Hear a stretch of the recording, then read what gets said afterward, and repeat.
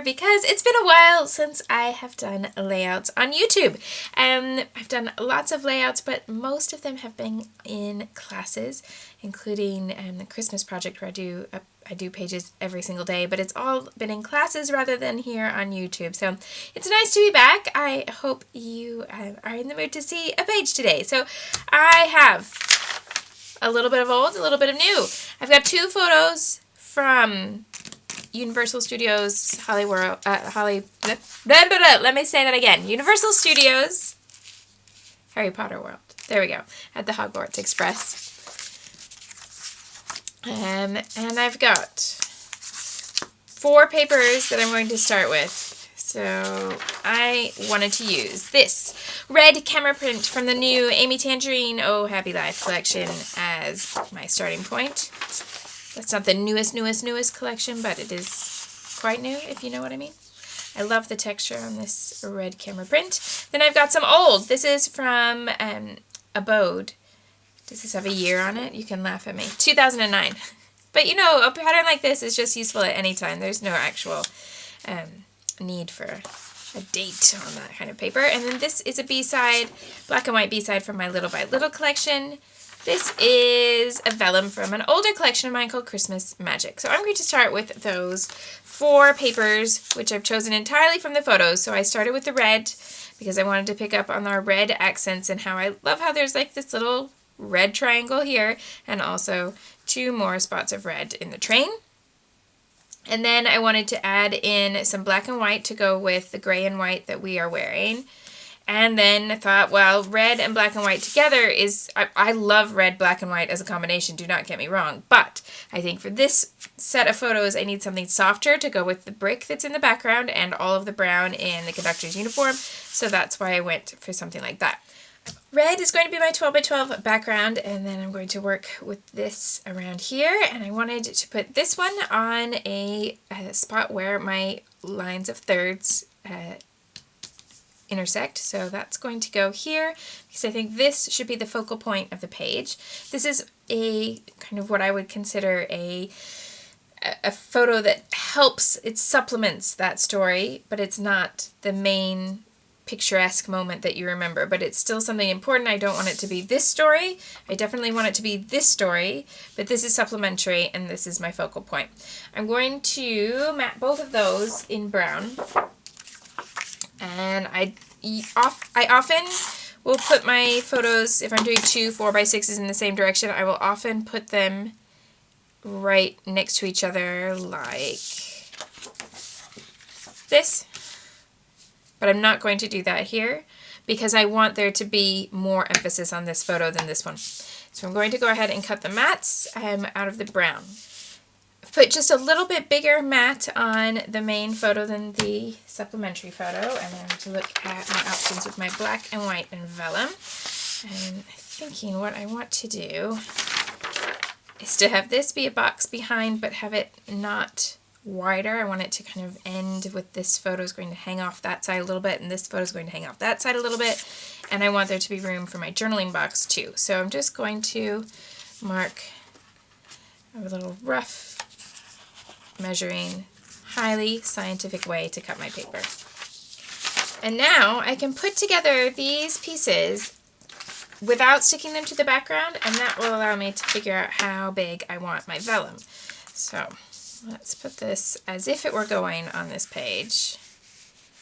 Okay, so if this is going to be right about there, and I think I will use brown ink for this page since I've got those brown accents. I think it would work just as well without, but I just made a decision in the spur of the moment that I did not want the edges of the black and white to be too harsh.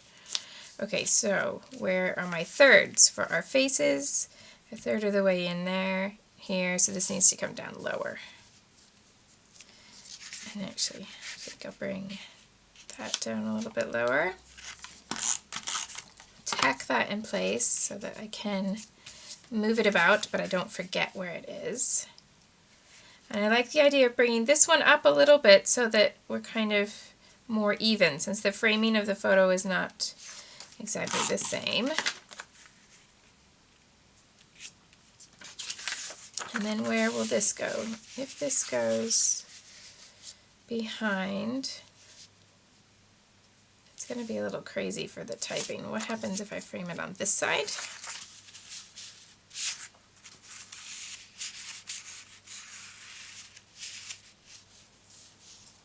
Then I've moved everything over a little bit more than I wanted to, and I don't particularly like that composition. It feels a little too cramped to me. So another option is for it to be above, I think not tucked behind that one, maybe tucked behind this one. Ah, here's what I'm thinking. Now, and then I could add in my title across this middle space, so it's actually going to go quite high up there. Okay.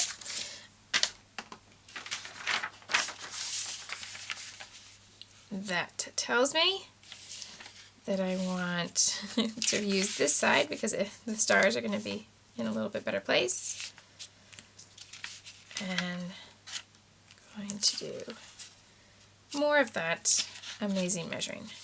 And of course the trick with vellum is that the adhesive will show, so I always want to put stuff on top of the vellum first before I actually glue the vellum.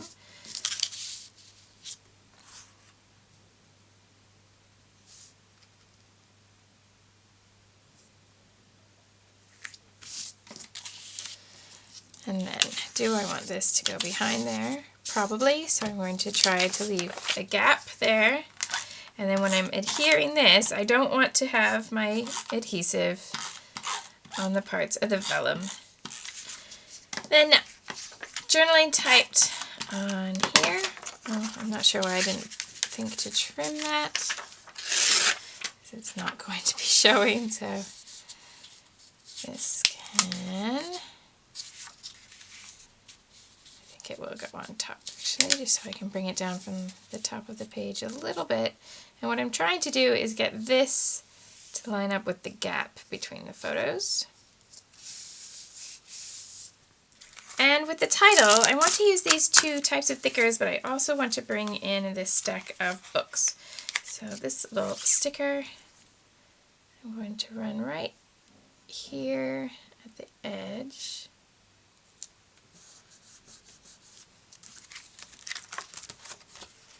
And then one word from the word thickers, and then another spelled out with the wood grain letters. Just peeling the big piece off here. Oh, let's see. How much of the books am I going to cover up? Yep, that's going to work. I was worried that maybe I'd end up with the sticker going off the edge of the page. But nope, it's going to be perfect right there. And I'm fine with it covering a little bit of the books because you can still see that it's a stack of books, which is what I wanted. And then some more lettering with these.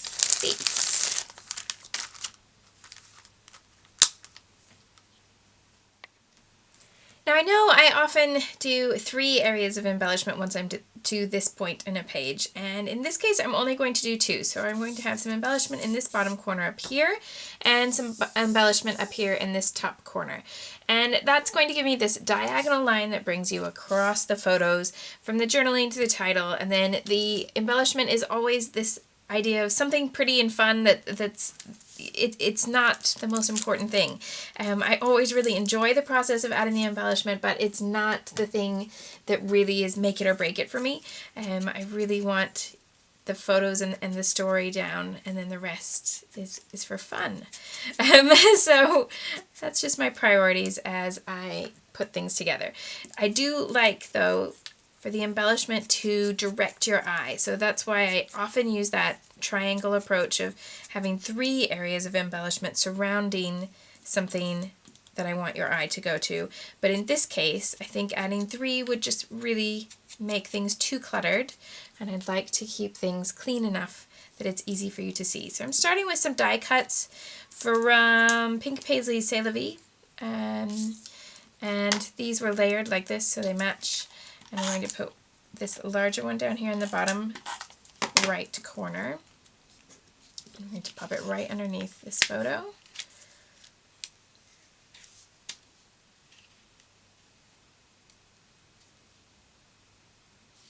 I'm just thinking, do I want it that far down? And I don't. I want to have some empty space in there, but I want it to be here, not all the way around the corner. So I'm just going to straighten that out there a little bit. And then the smaller one is going to go up at the top and similarly going to tuck it behind some elements that are there already. It does mean that I could use just one frame and put it in two places, but I have the frames. I'm not running out of anything. It's okay. So I'm going to fill inside this frame with a little bit of that journaling paper that I used up at the top. Oh, and that was kind of an accident, but I kind of like this little texture, so I just had a torn edge because that's where I had torn it before. I like that. It does mean then that I can use some stamps and things like that, and I'll have a better result stamping on that plain paper than on there. But I don't want to really repeat this paper in here, so I'll leave that for now. And I'm going to use some old school gray Amy Tangerine washi tape. Oh, and I think I'm going to cover up that thing that I just said I liked, but that's okay. That doesn't bother me.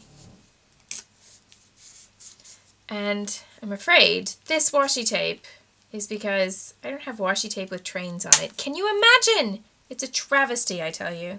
I do not have steam engine washi tape. Please, no one tell my child. Okay. I have little things to fit together here.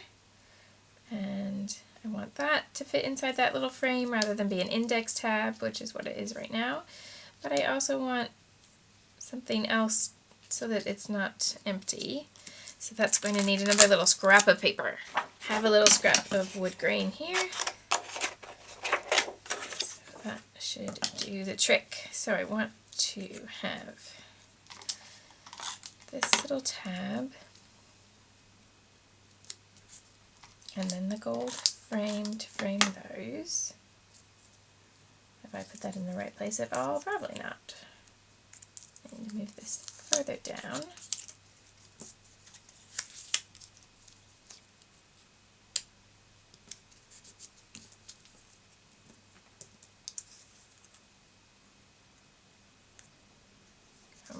And I can cut off the bits that are bigger than the frame.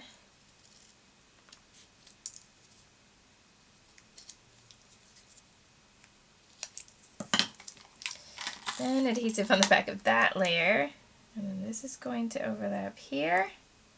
I'm just going to scoot it over so that this edge and this edge are ever so slightly offset because I don't want them to look like, are they meant to be lined up or are they not meant to be lined up? I'd rather it definitely look like a choice. Okay, and I want my owls. So I've got an owl for here. And I was thinking I might put him there, but the more I looked at this little kind of funny edge, the more I liked it. So I'm going to bring the owl closer.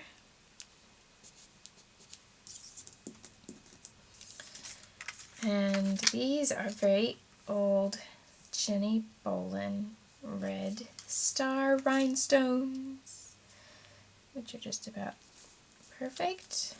So I'm going to use 3 of them here.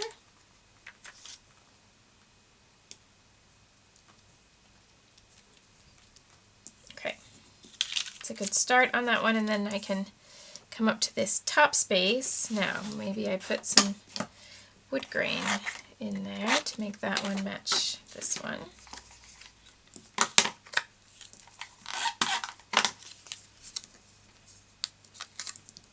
And yes, if I had any intelligence about this sort of thing, I would have done that step first.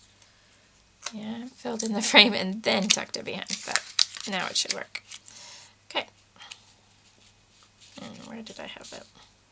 I'm just looking here because there's a little bit of trap space there that I don't hugely love. So I don't think this is where I had it before. No, it's definitely not, but it's where it's going to go now.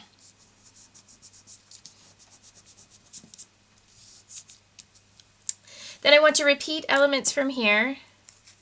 So the washi is going to come up to this spot. I might actually tuck the washi underneath the title there.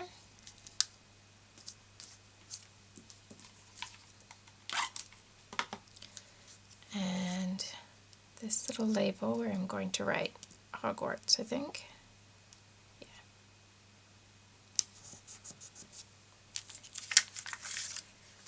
I'll go ahead and write it in before I go any further.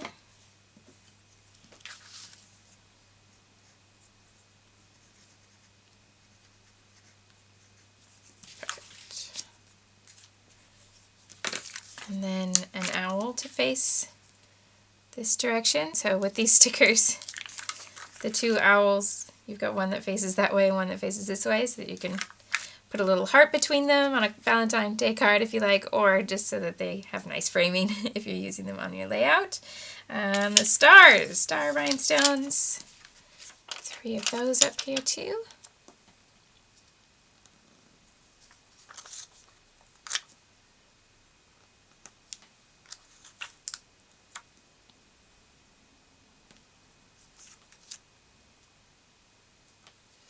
I think it might be better if I put there. I was conscious of, I don't want it to look like some random apostrophe or something. That looks a little bit far away because I end up with this gap in the middle, but why don't I put it there? Yeah. Okay. I want to stamp my little train. So I've got my little tiny train stamp, and that's from the stamp set in Go Now Go. And I use it for all sorts of train things. Because I don't have train washi tape, but by gosh, by golly, I have this little train. Oh, and he doesn't fit. I'm going to run him this way. In fact, no, I'm going to run it this way. Which does mean that the train is going to run into the owl. But it's okay. And I'm going to put the same stamp up here. There we go. So that that repeats. And then last little finish, well, 2 things. I'm going to put on some brown dots. These are Doodlebug. And I like that I can have different shades and different sizes in the same pack.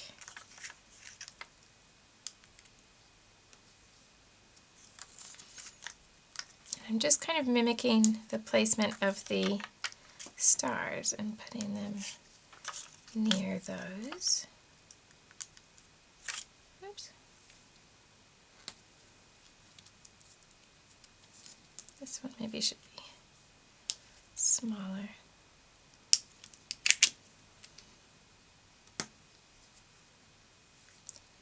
And I'll trade and put those 2 there.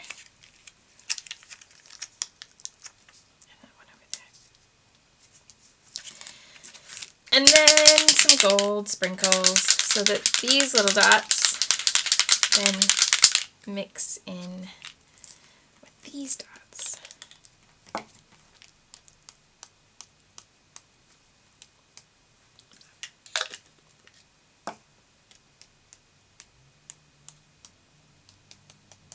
There we go. And that's it, finished.